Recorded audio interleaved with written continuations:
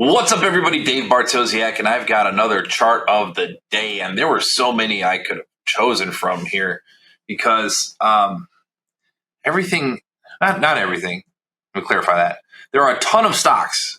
Pretty much most of the stocks that led the way higher look like absolute hot garbage over the course of the last few weeks. And in many cases, it's only been like 3 days. I'm looking at you, HIMS, 73 down to 37. Palantir from $1.25 to 88.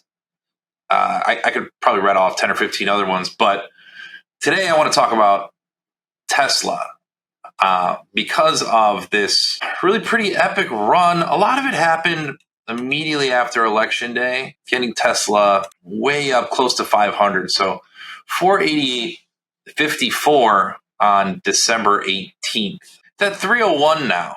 And like I said, this is something we're seeing in a lot of different individual names. Now, surprisingly, it's like the broad market hasn't caught on. It's really strange because the S&P 500 will be down 1% and individual names will be down 7, 5, 6, like countless of them too. So it's like the indexes are being held up by a few names, and then the rest of them are just getting absolutely destroyed. It's tough to see. So here on Tesla, let's try to get some fibs here. I just want to get a fib from the October low to that recent high in the 488. And you can see that there have been times when the 38.2 tried to support more supply at the 23.6, and then it broke down. And then the 50 tried to support, didn't work.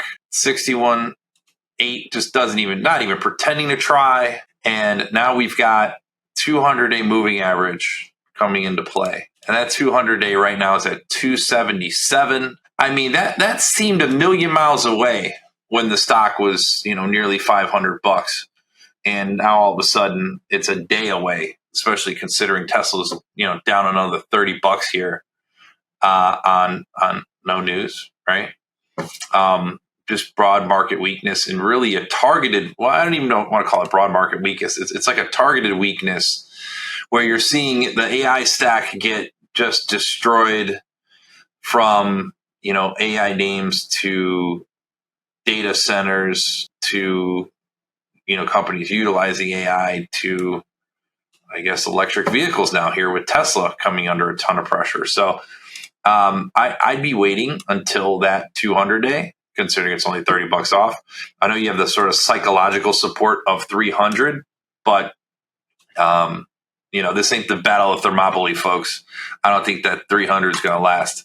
I think we're going to see that 200-day moving average here pretty soon. There's nothing indicating otherwise. And just the sheer volume, the number, the quantity of down days. I mean, you're hard pressed to find a green candle here. There's one, there's two. We had a little bit of a bump here after it hit support, and then we're shedding weight again. And what's been really crazy to me is these last 4 trading sessions. Wednesday's peak, and I've seen this on, like I said, dozens of stock charts where Wednesday is the peak, and then from there it's been downside with no bid. The bid is out to lunch. We're going to end up erasing the entire, it sure feels like we're going to erase this whole move, and it's only a matter of time. That's just what it feels like. The negative momentum that's hurling down into this 200-day makes me personally feel like that's not even going to hold, and we're going to retest these lows. Now, granted, maybe I'm in a little bit of a mood today. I understand that. I've been in a mood before. I'll be in a mood again.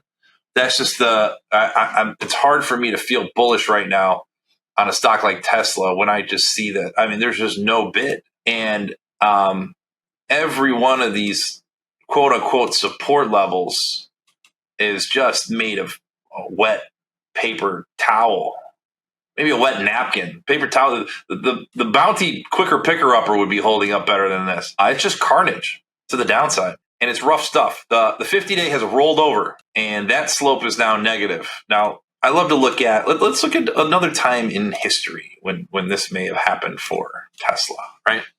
And we can use this 200, this 50-day as an example. So less of a run up in terms of the distance of it, right? But when that 200 or that 50-day rather starts to roll over, it's a harbinger of negativity to come. And in this case, like I was pointing out that 200-day, hoping that, oh, maybe that'll provide some support.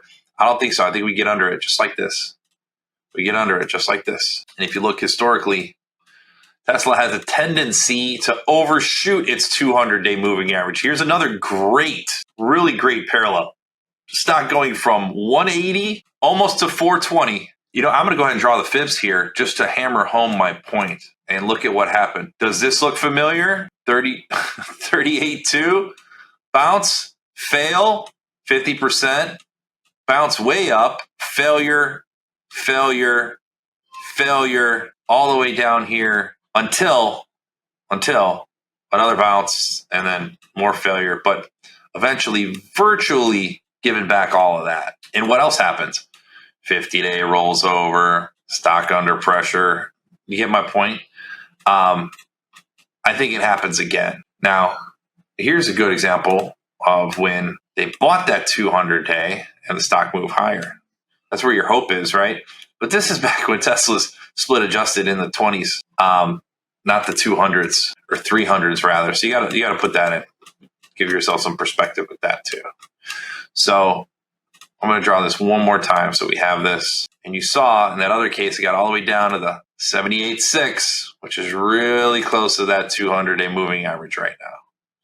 So I feel like the market wants to get there. Now, granted, look, is it going to happen today or tomorrow? I hope not. The last 3 or 4 trading days have really been brutal.